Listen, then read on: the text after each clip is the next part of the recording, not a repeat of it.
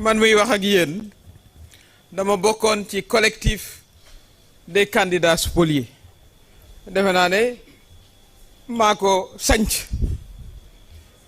ma dem conseil constitutionnel ñu foqati sama parrainage jaay ma doole tey maa gën a taxaw ci Sénégal pour que ñu am élection le 25 février 2024 ndax li may bañ mooy ñu taafantooma man pour violer la constitution li may bañ mooy ñu taafantooma man pour que Macky Sall desaat fi ba xamuñu kañ ku fi dugg ci report élection na nga xam ne ubbi nga la boîte de Pandore bu ku fi reporter élection ñu ngi ci vide constitutionnel parce que président Macky Sall le 2 avril 2024 ci lay pare ci nguur gi loolu la constitution wax kon may wax sama naataango yi nga xam ne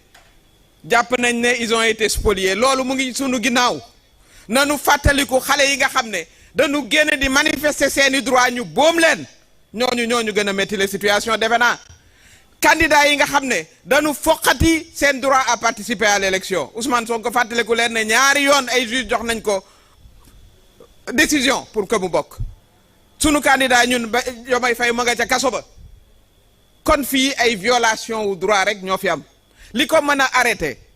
arrêté mooy ñu dem élection le 25 février ñu débarrasser wu une fois pour toutes de ce régime qui est liberticide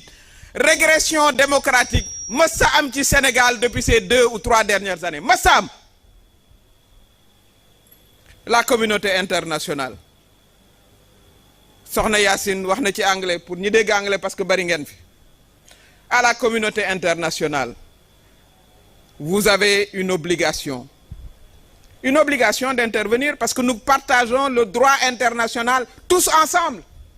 le droit de participer dans des conventions que nous avons signées en tant que Sénégal vous avez déjà déployé vos observateurs parce que vous avez considéré qu'il faut tenir l'élection à date échue mais il faut que vous alliez parler au président Macky Sall dans la nuit il ne sera pas accepté demain qu'il nous dise qu'il va reporter l'élection ce ne sera pas accepté par les Sénégalais nous les appelons parce que ñun it aussi ay leaders lañu lu ñu mën danañu ko def ñun ñii seeni yaay seeni bàjjen seeni papa ñuy woo tous les jeunes nous appelons tous les jeunes à manifester à exercer leur droit constitutionnel si on nous dit que l'élection ne se tiendra pas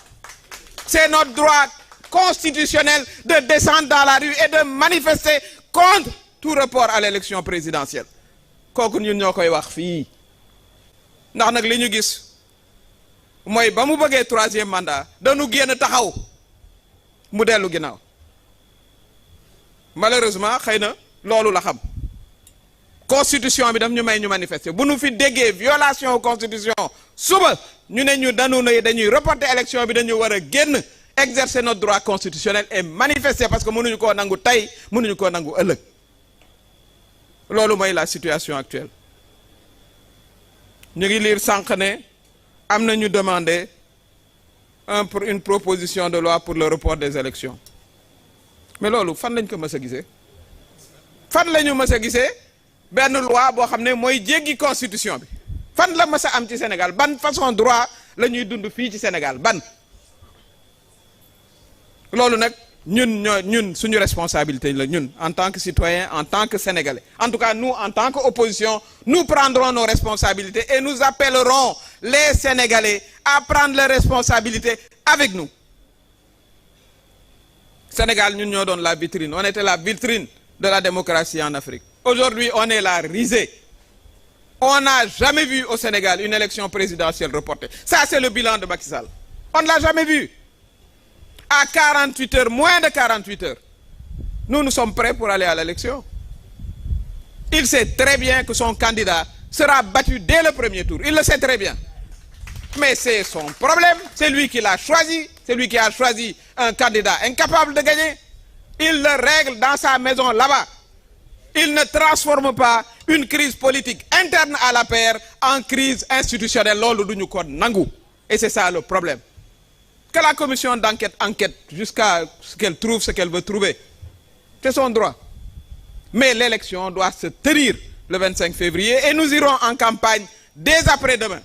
Et il faut appeler tous nos militants, tous nos responsables à se tenir prêts à aller en campagne électorale et pour battre dès le premier tour le candidat de Macky Sall Amadou Ba.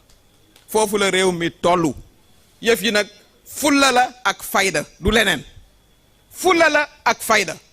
bu fekkoon dañ doon yox-yoxi ca ba mu bëggee troisième mandat kon ba tey mooy candidat bi créer ay résultats ne ma gagné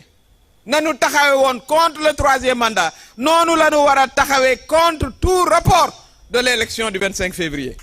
loolu nag c'est notre responsabilité dañuy jiitu waaye dañu bëgg sunu doom yi ne sunu wet bëgg sunu borom kër yi ne sunu wet bëgg mag ñi ku ci am kattan nga ñëw ànd ak ñun ñu défendre suñu démocratie parce que loolu nag mooy sunu warugar mënuñoo nekk ay démocrate xeex ba fii ay ati at moom ci wàllu boppam moom ñoo àndoon fii place de l'Obélisque fii place de l'Obélisque muy benn vendredi ma koy fàttaliku Abdou Mbow mu ngi may dégg parce que ñoo àndoon man ak Macky Sall le candidat loolu Alioune Tine mën na koo seede am ab président africain bu ñëw ne way dañoo bëgg a négocier pour ñu dàq élection bi mu bañ ba tëdd ci suuf moom ci boppam moom Macky Sall maa nga woon toog muy 48 heures avant l'élection de 2012 waaw àddina di dox ba yegg si fii moins de 48 heures ñuy wax waxu report loolu kenn mënu ko xalaat fii ci réewu Sénégal loolu duñu ko nangu tey duñu ko nangu ëllëg kooku c'est notre responsabilité ñuy appeler encore une fois les Sénégalais des villes des campagnes ñu jóg taxaw bu ñu déggee report parce que loolu violation de la constitution la te loolu waruñ ko nangu tey waruñ ko nangu ëllëg maa ngi leen di sant